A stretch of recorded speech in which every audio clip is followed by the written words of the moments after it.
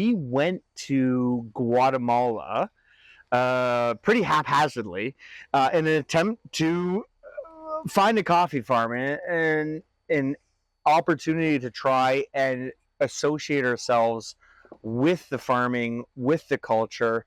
Obviously, we don't grow coffee here in Canada, so we thought, you know what, the best thing to do is go somewhere we want to go, we want to visit, we want to see, and then maybe that's going to give us the opportunity to find coffee. And when we did that, one of the places we enjoyed the most was Antigua when we were there. It led to a totally different relationship in a different country through that. That's a story for another time. But yeah, that was really what it was. We're in the coffee business. We love gardening. We're farmers at heart. We know these things. We understand these concepts. And it only made sense to us to get closer to the farm. And Guatemala seemed like the right place to go. So we did that. So we have our newest coffee here, the Guatemala Genuine Antigua Pastoral. Genuine Antigua references the fact that Antigua is one of the most famous coffee regions in Guatemala, and it was becoming known for its quality.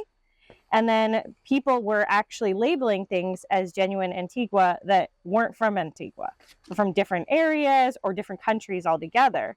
So they started labeling it as Genuine Antigua so that you would know it was actually from Antigua. And then pastoral is to denote coffee that is grown at a certain altitude in volcanic soils in Antigua. We were there for 2 weeks. It was really interesting because actually, yeah, believe it or not, on the way home, we were being alerted to some activity, some global pandemic activity in the airport, and we're like, "What is this?" We didn't know. We got home luckily in time, but yeah, it was fun. It was a really fun trip, and we saw a lot of things. We did a lot of things, and yeah, it was we good. went to all different areas of Guatemala. We went to Guatemala City, and then we went across the border to Honduras for a few days. And then we went back, and then we went to Tikal, which is one of the most famous ruins in all of Guatemala, Mayan ruins. And it's also in the jungle, so you can see monkeys and they'll see you. Jaguars. And we actually saw one of my favorite things. We saw these little carpenter ants carrying, leaf cutter ants. Leaf cutter ants, yeah. Carrying like little pieces of leaf, and like you see in planet Earth and stuff like that. Yeah, you see the paths that they carve because they go the same way every time. But yeah, the ruins were really cool, and they were building some up. So like there was obviously you could see some that they had completely restored and some that were in the process.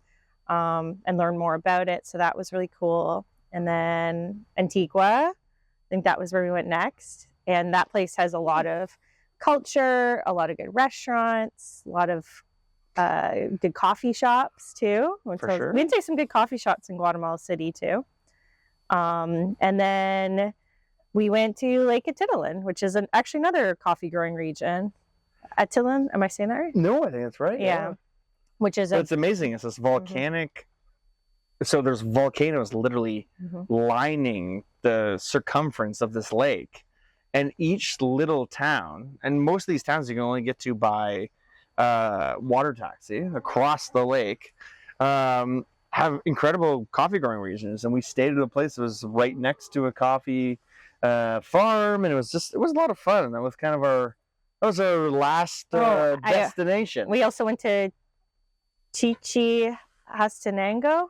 Yeah. Am I saying that? It's long. Well, I think they call it Chichi there. Chichi, yeah, which is one of the biggest markets, which I believe is where we got these pillows. That is exactly where we got these pillows. Too. No, we got some hand-carved masks. Guatemala is known for its textiles, so we really wanted to get some colorful textiles. Yeah, they're colorful textiles, so we wanted to bring that home. Yeah, it was just like a really lively market. As per usual, I always say they're much more safe than you read about, and you should feel completely comfortable going there. Obviously, you have to be smart wherever you go, but it's completely safe. It's absolutely beautiful.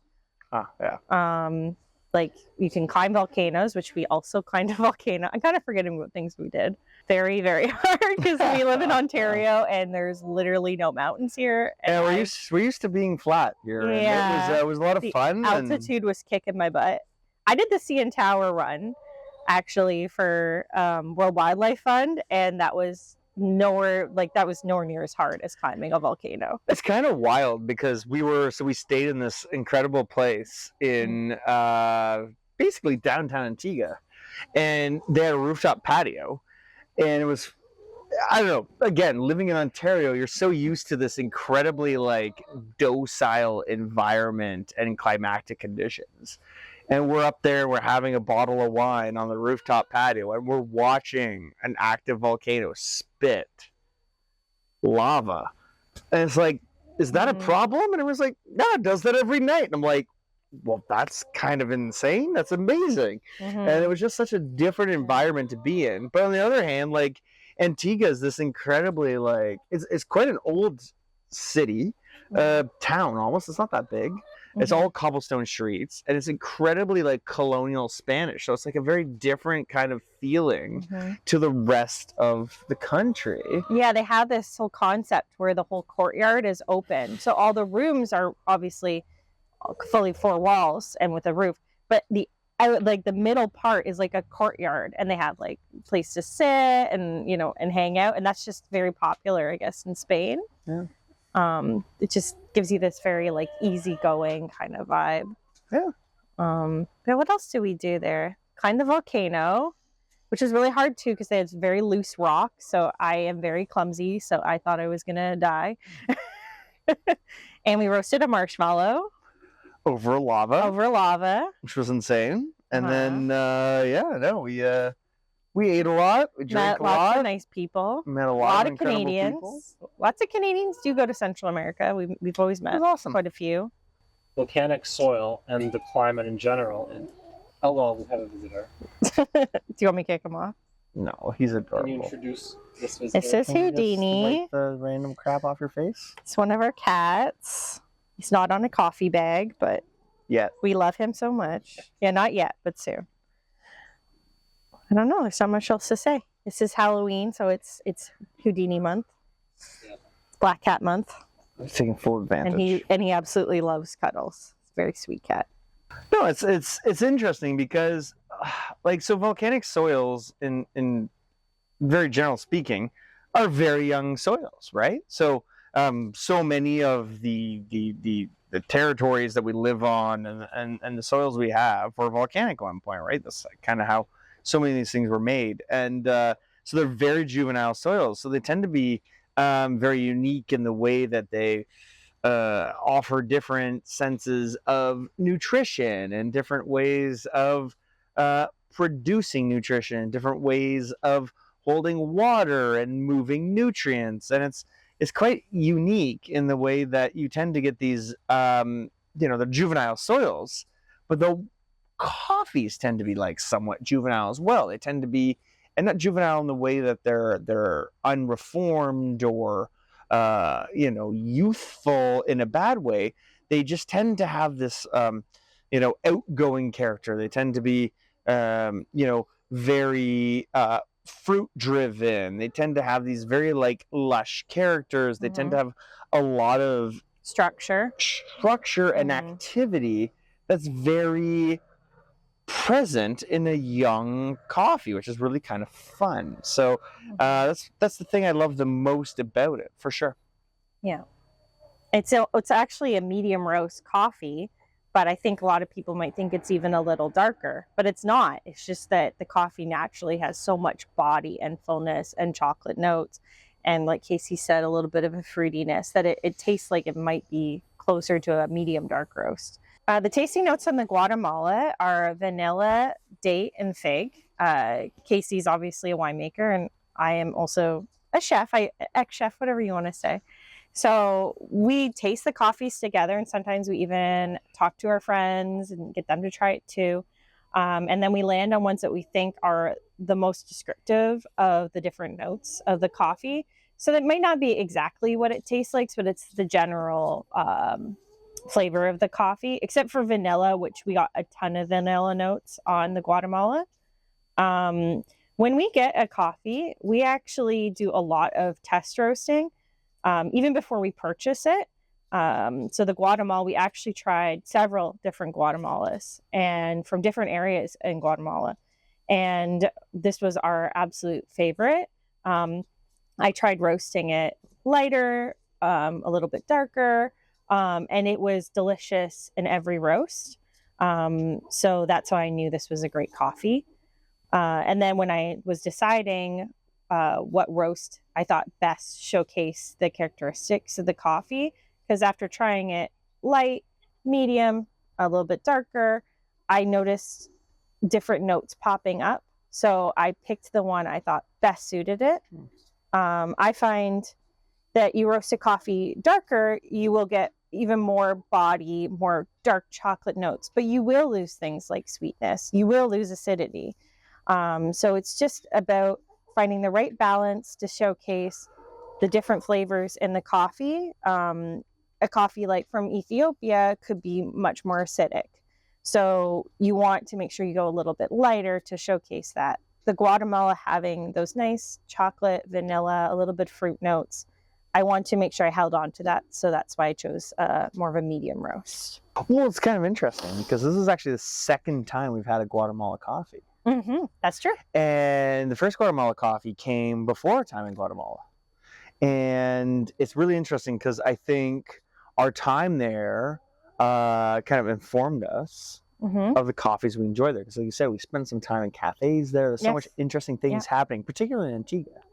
And there was amazing things happening at Lake Atitlan as well. And a lot of Antigua coffee was being poured there as well. And I think it's really exciting that we were able to introduce this because these were coffees or a coffee region that we were in, but also really enjoyed the coffees we tasted while we were there.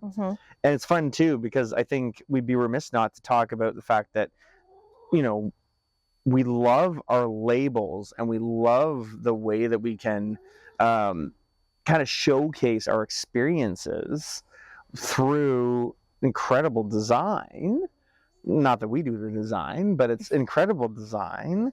And like little art pieces on each bag. Absolutely. And it's funny because if you are an astute follower of Manic Pixie Dream, you'll notice that by all means, the coffee is very similar. The label is very similar in color and performance and character, but reflects Antigua, reflects, you know, the town square, reflects where, you know, we have art in our house from this place. And then it also changes, you know, the masks and the performance is very different on the actual labels. So, you know, we're really excited to do that as well. Yeah, and we're like that with all labels. And Guatemala is famous for its artwork, I was going to say. And its color. Yeah, and its color and its vibrancy. So it's actually really important to showcase that. Absolutely.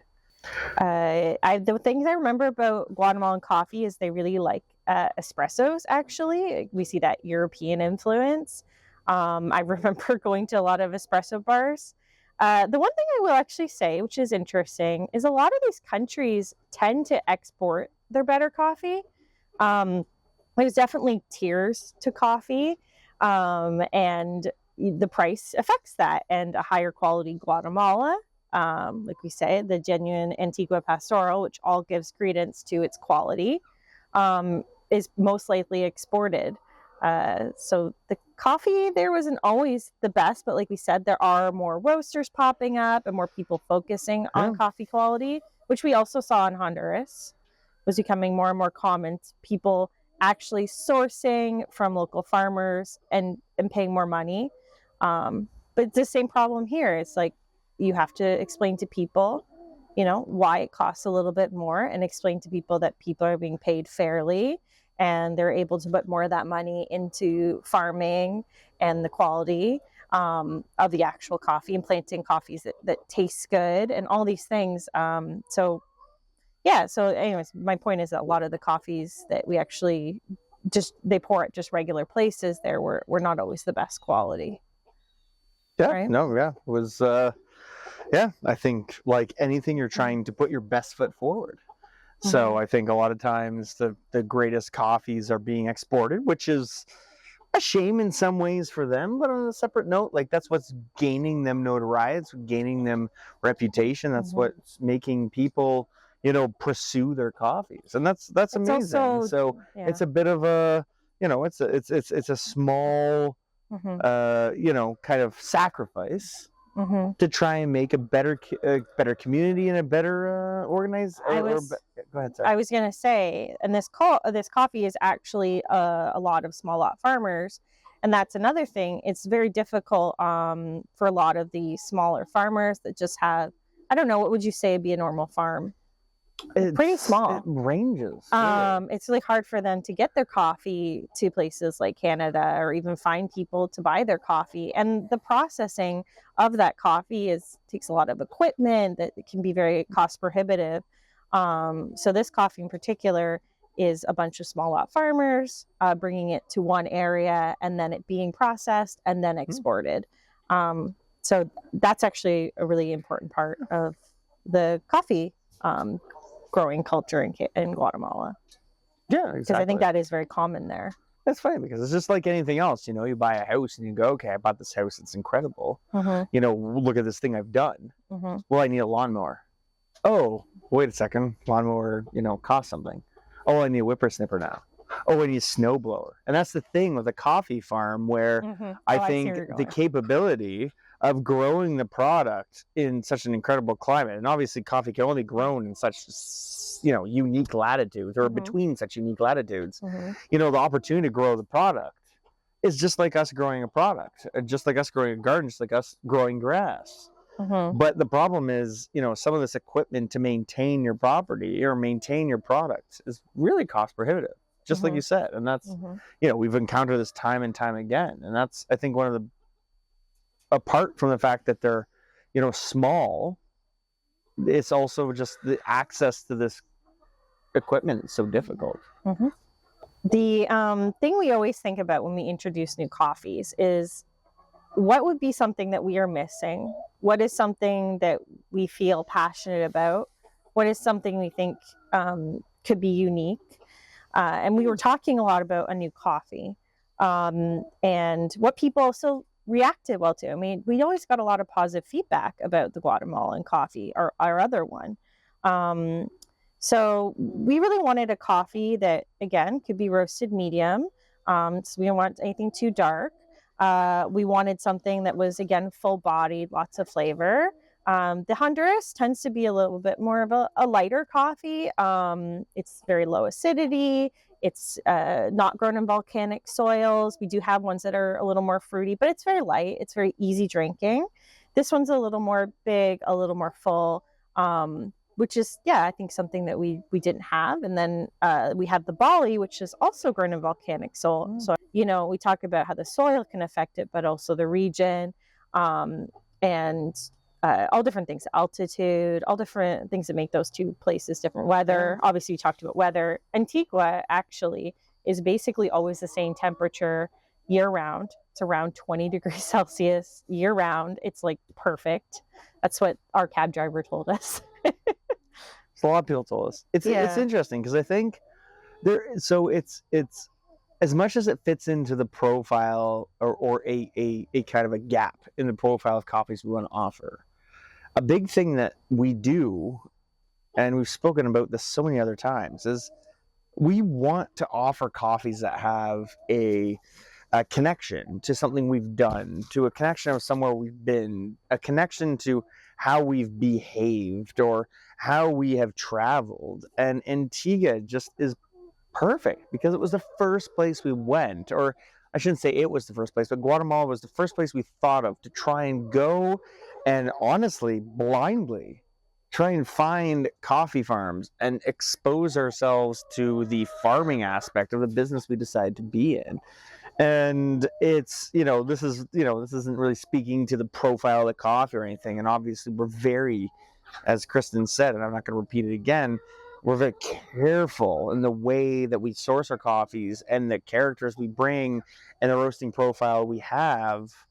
But like everything we do, it's supposed to be something that's, kind of special in that way. We want to be able to talk about our experiences. So whether it's Guatemala, which is this release, whether it's Bali, which is where arguably the concept of the company was started, whether it was Honduras, where we were in Guatemala when we went to Honduras, where we found unique partners there, and it's become a core backbone to our brand. everything we do has some sort of link back. You know, we have intent in our concepts and intent in our process. And without that, I think we're just another person roasting coffee. That doesn't really interest us. That's true. That was Yeah, no, I think it's really important to know the places you get the coffee from, and to see how it's grown and how people are treated in that country, which is something we get to do a lot with our Honduran coffee, is we get to actually talk to people that pick the coffee and help process it, and the farmer, of course. So it is really important to learn about the places you get the coffee from, because some places, unfortunately, are not farming sustainably, ethically. So it is important to educate yourself on that and get as close as you can. But I think, I think one of the biggest things, you know, and Kristen, you know, brought it up on multiple different things. I think the simplicity to all of this is, you know, we come from a background as a winemaker and as a chef that is, you know, built on a foundation of respecting the place and land and the product that you get from it, and being these kind of stewards of where you're from. And the thing that's unique about coffee is we all love it and we all enjoy it. And, you know, maybe I'm being a bit outgoing and saying we all love it, but the situation is the people that are watching this love coffee. But that's the thing, and the thing we can't do is grow coffee. So the best thing we can do as the people who roast it and offer it to such an awesome customer base is go there, see what's happening, and be part of the process, and be able to give our opportunity to be stewards of the land, see the process, and be part of it. And it almost seems like a disservice in my mind, and this is not, you know, against anyone who does otherwise. Why would you ever blend that with something else? When I spend time with a human, I spend an opportunity that they have explained their philosophies, their time, their effort, the way they execute their business in this one specific place. Who am I to say this is not relevant? It's very much the opposite. It's my place, our place, to say this is incredibly relevant, and this is where this coffee comes from. This is why it matters, and this is why it tastes like this, because these are all the things that this person wants to execute. And the closer we can get to that person executing their will, the more we can talk about the coffees that matter. And whether it's physically speaking with the farmer, physically getting closer to the farm, physically going to the place where coffee is grown, is already so much above and beyond the concept of, I think, so many other food products and commodity products. And that's why I'm in it. And that's, you know, we've talked about this. It's like wine. Wine tells a story of place, so does coffee. We bought artwork actually right by this arch of a quetzale, which is their national bird, which I can show on Instagram sometime. But we saw someone painting on the street here, and that's where we bought it. But interestingly, shockingly rare to find in Guatemala. But then you go to Honduras, and they're kind of everywhere. Oh, the quetzale. Yeah, exactly. Yeah. And they're like, so in Guatemala, their currency is named after the bird. The quetzale. Yeah, it's a beautiful green bird. In this coffee, you can get it on our website, or if it's at a local retail partner, you'll see that on our sold at. But yeah, it's a really delicious coffee. It's really unique. We're very excited about it. If you like a medium roast and you like those little bit of fruit notes, but not acidic, I think you'll really enjoy it. Even if you like a little cream, you can still taste it, which is nice too.